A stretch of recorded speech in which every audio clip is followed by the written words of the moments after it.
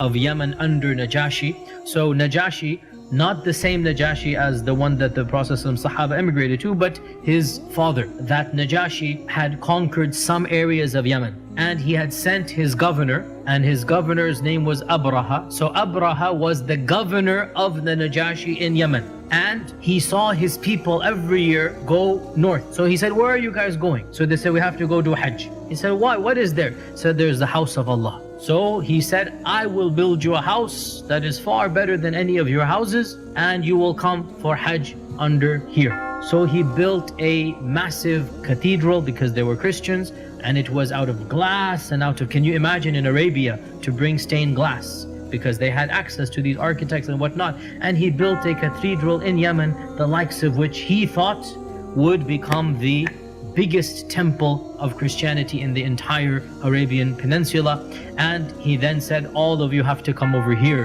rather than going to up north to the Kaaba. And when one of the Bedouins heard this, he went there, but he went there to relieve himself, number one and number two. And he went there and he did that. And he became so angry, Abraha, that he said, as revenge, I will destroy this house, so people must come to my house. And that is why he gathered together his army. And of course, because they were from Abyssinia, so they had elephants. Otherwise, elephants did not live in the Arabian Peninsula as natural beasts over there. But because he was from Africa, so he had a group of African elephants. And of course, the people of Africa had trained the elephants to be instruments of war.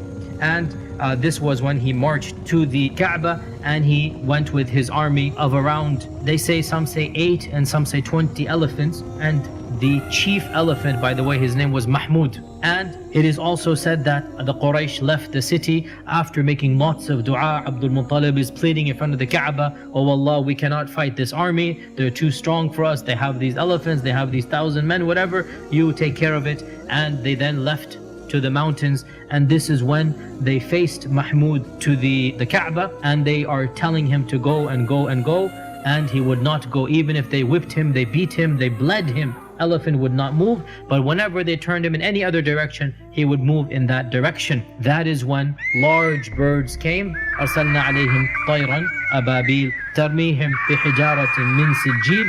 So stones from Jahannam, imagine stones from Jahannam in this world, they're coming. And in front of their eyes, every stone hits an animal and a person, and he literally dissolves. His skin dissolves, and he becomes a pile of broken and molten flesh in front of the eyes of the people of Quraysh. And it is said that Abraha himself suffered the worst fate, and they carried him back, and his skin is dissolving the entire way, and he dies right before reaching his home in Yemen, so that he suffers the worst punishment, that he's just about there, and then he dies and he is buried over there. There's also some hidden wisdom here, some semi-mystical wisdom here, that we have a Christian attacking a pagan, Abraha attacking Abdul Muttalib, and the Kaaba is the subject of attack, and neither of them is able to defend. In fact, the one is attacking and the other cannot defend.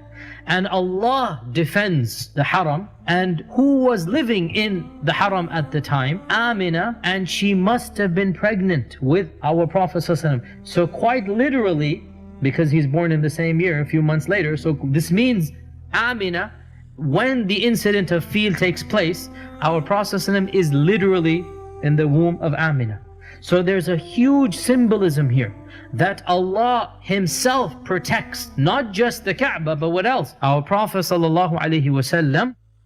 And it is as if to indicate that the mushrikun could not protect the Kaaba, they're not worthy of the Kaaba. So Allah subhanahu wa ta'ala destroyed those who attempted to harm it, because there will come now somebody who will be worthy of the Kaaba. The Quraysh have not been worthy to the level they deserve. So somebody will now come, and that is our Prophet sallallahu alaihi wasallam, who purified it of its idols, who made it the Qibla, and who returned it to the glory that it was, and that is the initial house that Ibrahim alayhi salam built.